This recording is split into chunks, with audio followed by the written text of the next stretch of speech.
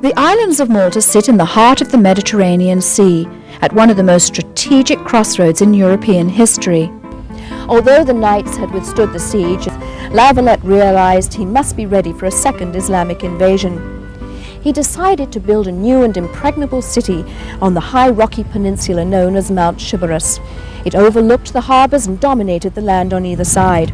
They brought over an Italian architect who made out the plans for Valletta, and they started off by building the fortifications, 2 miles of fortifications around the city, and that took 5 years. And at any given time they had 7,000 workers working on the fortifications. They were local people, they were imported workers from Sicily, and of course the slaves.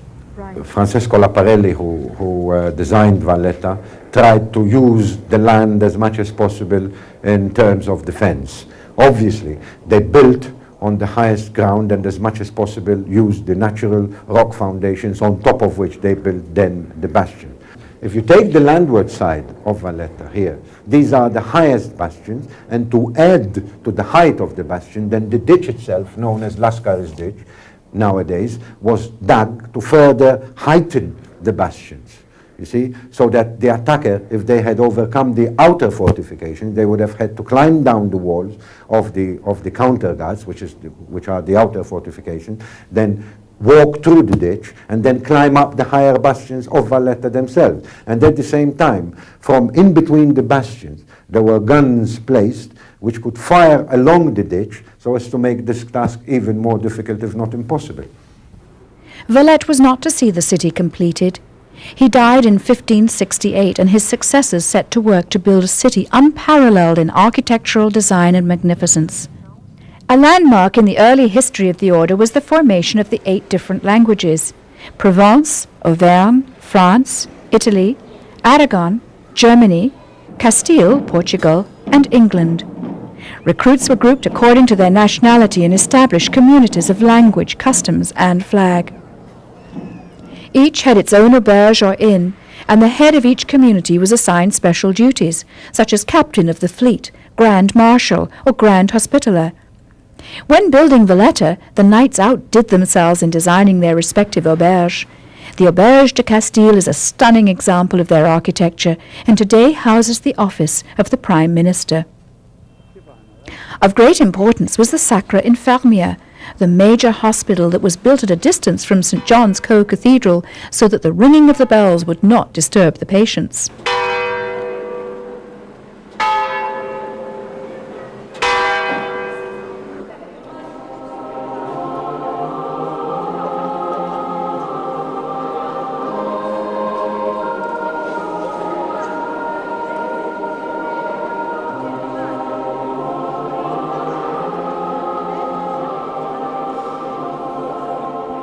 In St. John's Co-cathedral, the 8 languages have their own chapels. The floors are paved with beautiful mosaic marble slabs, each the tomb of a knight and decorated with his coat of arms. Much of their individual wealth, silver, gold sculptures, paintings, and original works of art embellish the walls, ceilings, domes, and altars.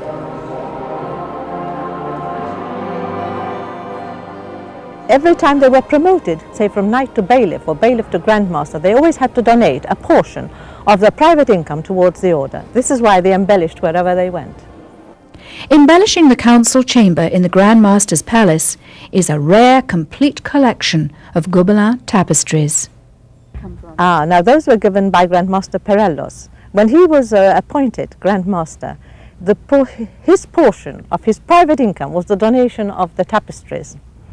They were woven from the original paintings of Franz Post and Albert van den Eckhout, who accompanied the German Prince Johann Moritz on his expeditions to Africa and South America in the early 17th century.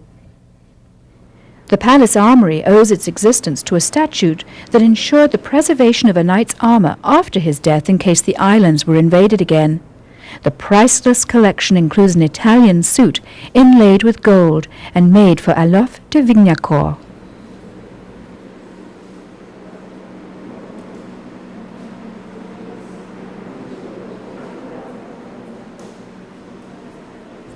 When Manuel de Villena restored the Baroque architecture of the city of Medina, he moved the old city gate created a new entrance, and gave himself extra space for the building of his own home. He even had the audacity to put his own coat of arms over the city gate.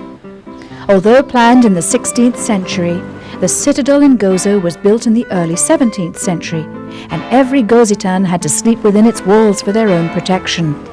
But by then the Ottoman Turks had been driven out of the western Mediterranean, and they would never again set foot in Malta. For more information, visit our website on topoftheworld.net.